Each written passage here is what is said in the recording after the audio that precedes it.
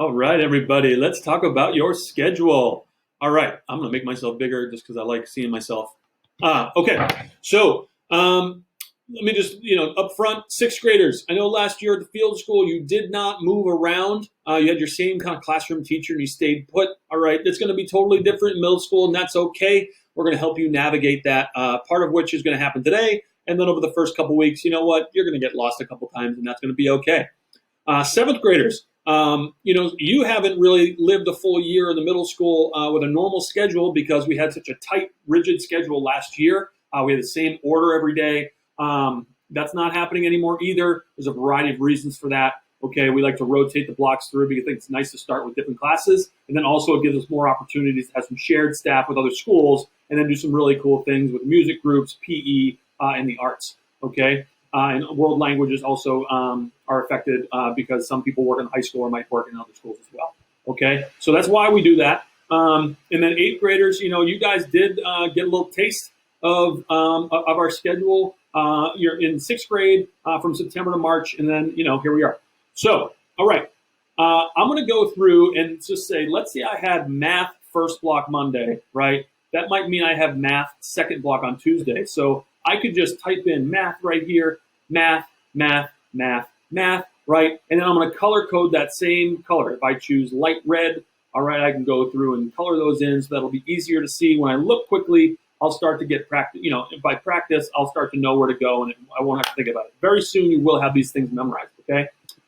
During second block, right, let's say I had English, right, I go boom, English, English, English, English, English, and so on, okay? B block's the same every day, okay, so maybe that might be art with Kowalski on here, maybe a study hall, another art class, all right, something like that. So really we want you to take some time, look at the kind of like boring black and white sheet that we gave you with your schedule from Infinite Campus and make it your own, okay? Some time to kind of like, get to know your schedule a little bit better, design a pretty thing you can put in front of your binder. That's what I like to do, right? I know Ms. Kowalski likes doing that, all right? And let's just make that your own so we can get to the right places, all right? There's a couple specifics in here that I want to tell you about, okay? Mass breaks are totally going to happen during second block today.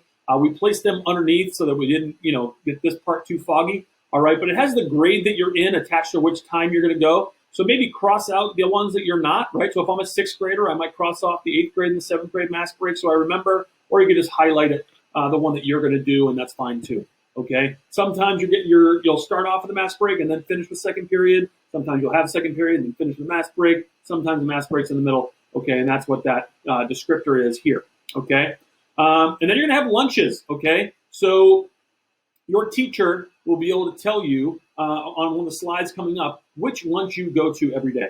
All right. Now, if I was a sixth grader, all right, sixth graders, we went easy on you. You've only got one split lunch on Thursday. All right. So sixth grade, you're going to be first lunch, split lunch on Thursday, and then first lunch again. We try to make it easy on you.